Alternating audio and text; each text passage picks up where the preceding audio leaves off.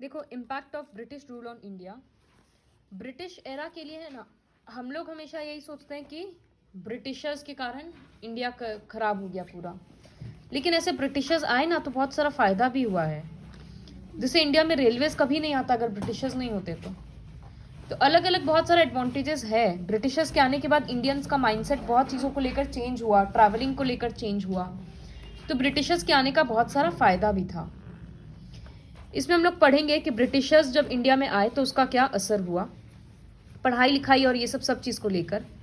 पहले कहाँ पढ़ाया लिखाया जाता था? मंदिर में। मंदिर में। साउथ इंडियंस में तो ज़्यादातर था कि टेम्पल में पढ़ाते थे। मंदिर में फिर एक एक रूम बना दिया जाता था। हाँ, पाठशाला में इस तरह से पढ़ाता था। एलिमेंटरी एजुकेशन, बेसिक पढ़ाई वहीं होता था। हायर एजुकेशन के लिए जगह का नाम होता था टोल्स, मद्रासाज, ये सब में। और किस भाषा में सिखाया जाता था? लोकल लैंग्वेज में नहीं, लोकल लैंग्वेज में। संस्कृत या फिर तमिल, साउथ इंडियन से तो तमिल, राजस्थान साइड है तो हिंदी, ये सब में सिखाया जाता था। लेकिन तो वही सब यहाँ। और टॉपिक मेनली क्या होता था? रिलीजियन होता था, कल्चर होता था, या लिटरेचर होता था। मेडिसिन, एस्ट्रोनॉमी, ये सब बहुत ज़्यादा लोग नहीं पढ़ते थे। तो ब्रिटिशर्स के आने के तो वैसा कुछ एडुकेटेड होगा भी नहीं ना जो वो पढ़ा सके, ऐसा नहीं, ऐसा नहीं है। लेकिन लोग उस चीज़ को इम्पोर्टेंस ही नहीं देते थे। कोई एडुकेटेड इंसान है तो लोग उसका बात कौन सा सुन रहे हैं, वैसा था लोगों का सोच। तो ब्रिटिशर्स के अंडर में एजुकेशन का क्या काम था? सबसे पहले ईस्ट इंडिया कंपनी का मेन ऑब्जेक्टिव क्या था? कि खाली रुपया कमाना है। तो वो लोग क्यों लेंगे इंडियंस को पढ़ाने लिखाने का जिम्मेदारी? एक किंग अगर एक किंगडम को रूल करता है तो वो ये सोचता है कि मेरा किंगडम प्रॉस्परस हो, लोग पढ़े लिखे सब कुछ करें। लेकिन ईस्ट इंडिया कंपनी का थोड़ी मतलब था कि इंडियंस को अच्छा करें। उनका था कि पैसा कमाना है, तो कोई मतलब नहीं था। वो लोग थोड़ा बहुत इंग्लिश स्कूल्स वगैरह खोल दिया था। और जहाँ पर क्यों खोला था? क्योंकि उनको क्रिश्चियनिटी, जो उन लोगों का रिलीजन है, उसी को स्प्रेड करना था ताकि हिंदुइज्म कमे। सम स्ट्रे एफर्ट्स, थोड़ा बहुत एफर्ट लिया गया पढ़ाई लिखाई में, जैसे चार्टर एक्ट ऑफ 1813, जहाँ पर ब्रिटिशर्स 1 लाख रुपया दिए थे एजुकेशन के लिए। तो उस टाइम का 1 लाख बहुत बड़ा बात है। तो उससे ज्यादा ही। तो हिंदू और एल्फिंस्टन कॉलेज खुला। हिंदू कॉलेज कैलकाटा में, एल्फिंस्टन कॉलेज बॉम्बे में। ये सब इंस्टीट्यूशन में खाली पैसा वाले लोग जाते थे। और वो लोग है ना, वेस्टर्न कल्चर को बहुत ज्यादा अच्छा मानने लगे थे। मतलब वेस्टर्न क्लोथ्स पहनना, इंग्लिश में बात करना, वेस्टर्नर्स के जैसे टी कॉफी पीते रहना, वही सब खाना पीना, ये सब उन लोगों के प्रोफेसर्स वही पढ़ाते थे तो उन लोगों को वैसे ही अच्छा लगता था। और पैसा वाले लोग थे तो शौक था उनका। मतलब जो इंडियंस भी जो पैसा वाले हाँ, होते थे वो लोग, तो वो लोग इस तरह का कॉलेज में पढ़ पाते थे।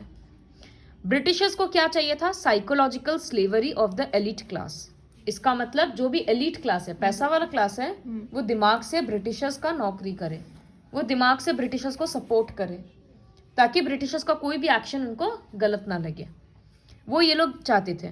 तो इसी वजह से वो लोग ऐसा स्कूल और कॉलेजेस खोल रहे थे जहाँ पर इंग्लिश कल्चर को प्रमोट किया जाए, उनके रिलीजन के बारे में बताया जाए। तरीके से अच्छा ही हुआ। तो इंडियंस को अपने कंट्री तो गलत, अपना कंट्री के लिए फिर दूसरे को हम लोग एक्सेप्ट कर लेंगे अत्याचार को, तो अपना कंट्री के लिए फाइट कब करेंगे फिर? तो पैट्रियटिज्म का फीलिंग तो कम होते जा रहा था ना। तो इस वजह से तो British decided to take steps in the field of 2 minute wait करो। ब्रिटिशर्स को लगा एजुकेशन में इंडिया में एजुकेशन के लिए हम लोग ये सब टेक्निक्स अपनाएंगे। लेकिन 2 कैटेगरी में बट गया, ओरिएंटलिस्ट्स और एंग्लिसिस्ट्स। ओरिएंटलिस्ट्स चाहते थे कि इंडिया में जैसे पहले पढ़ाई होता था लोकल लैंग्वेज में, वैसे ही होना चाहिए, ट्रेडिशनल मेथड्स में, संस्कृत, पर्शियन, ये सब लैंग्वेजेस में। इंडिया में पर्शियन भी था उसमें। हाँ। एंग्लिसिस्ट्स चाहते थे कि इंग्लिश में पढ़ाया लिखाया जाए। Lord Macaulay supported the anglicists as the British wanted a class of Indians who would act as a link between the rulers and the ruled. Britishers चाहते थे कि कुछ इंडियंस ऐसे निकले जो गरीबों को रूल कर पाए, और लेकिन सुनेंगे किसका? ब्रिटिशर्स का। अगर हम एक, जैसे कोई मेरे ऊपर में कोई ब्रिटिशर है और 5-6 लोग यहाँ बैठे हैं जो इंडियन है, तो अब इंडियन को अपना बात समझाना है तो वो लोग मेरा बात ज्यादा सुनेंगे क्योंकि हम भी इंडियन है। और ब्रिटिशर्स ऐसे ही चाहते थे कि उन लोगों का बात दूसरे लोगों तक मनाने के लिए कोई पढ़ा लिखा इंडियन लेकिन मिले, अगर कोई पढ़ा लिखा इंडियन वो लोग का बात ना सुने ब्रिटिशर का, तो वो लोग उसको काम नहीं देंगे। तो वो लोग चाहते थे कि सस्ता में काम हो जाए, चीप मैन पावर मिले, ये सब की वजह से वो लोग पढ़ाना लिखाना चाहते थे। ये सब साइड करो, मैथ्स खोलो। तो वो लोग इंडियंस को सिविलाइज करना चाहते थे, उनका टेस्ट बदलना चाहते थे, सोचने का तरीका, रिलीजियन तक बदलना चाहते थे, ब्रिटिश रूल वही लाना अपने जैसा बनाना चाहते थे, हाँ। ताकि ईस्ट इंडिया कंपनी को प्रॉफिट हो। Wood's dispatch of 1854 issued by Charles Wood बहुत सारा चेंजेस लाया एजुकेशन पॉलिसी में। वो एजुकेशन के लिए पूरा सेपरेट प्लान बनाया, यूनिवर्सिटीज़ वगैरह सेट किया गया था बॉम्बे, कैलकाटा और मद्रास में। टीचर्स को हायर किया गया कि किस तरह से पढ़ाना लिखाना है, सब कुछ किया गया था। इन 1882 हंटर एजुकेशन कमीशन अपॉइंट किया गया था। वुड्स डिस्पैच का काम जो भी नहीं हुआ था, ये करेंगे, लेकिन काम हर बार होता नहीं है, तो वो सारा काम को ठीक करवाने के लिए एक दूसरा कमीशन हायर किया गया था। मतलब वो वुड डिस्पैच का सारा काम किया। हाँ, वोकेशनल ट्रेनिंग देना चाहता था कि लोगों को, जैसे वोकेशनल कोर्सेज मतलब सिलाई में, कुकिंग में, ये सब में जो कोर्स करके इंसान रुपया कमा पाए। ये टेक्स्ट बुक पढ़ने से तो रुपया नहीं कमा पाएंगे ना, इसलिए तो उस तरह का ट्रेनिंग देने का भी सिस्टम सारा किया गया था। Lord Curzon the viceroy of India पूरे एजुकेशन सिस्टम को चेंज करना चाहता था, क्योंकि उसको ऐसा लग रहा था कि इंडियंस पढ़ लिख कर रिवॉल्यूशन ज्वाइन कर ले रहे हैं, मतलब हम ही लोग के अगेंस्ट कर रहे हैं।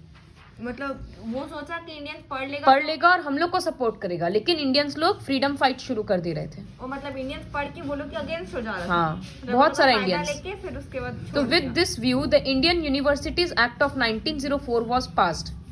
तो एक एक्ट पास किया गया जहां पर इंडियंस का हायर एजुकेशन को रोका गया। तो इससे इंडियंस चिढ़ गए। गांधी जी चाहते थे वर्धा एजुकेशन एक्ट पास हो। गांधी जी चाहते थे कि इंग्लिश में पढ़ाने लिखाने से हम लोगों में एक मास्टर स्लेव का मेंटालिटी आ रहा है। जो इंग्लिश जानता है वो अपने आप को मास्टर समझ रहा है, सामने वाला जिसको इंग्लिश नहीं आता है वो स्लेव समझ रहा है, उसको नौकर समझ रहा है। वो चाहते थे कि एक ऐसा एजुकेशन सिस्टम हो जहाँ पर मॉरल वैल्यू सिखाया जाए, अपने कल्चर के बारे में, अपने कंट्री के बारे में, जस्टिस के बारे में, काफी टाइम पे जस्टिस के बारे में पढ़ाया लिखाया जाए। In 1943, the British appointed John Sargent to prepare a national system of education, जहाँ पर 6 से 14 साल के बच्चों को फ्री में पढ़ाया लिखाया जाएगा और सब कुछ कराया जाएगा। तो नेक्स्ट में हम लोग पढ़ेंगे कि ब्रिटिश एजुकेशन का पॉजिटिव इम्पैक्ट क्या हुआ और नेगेटिव इम्पैक्ट क्या हुआ।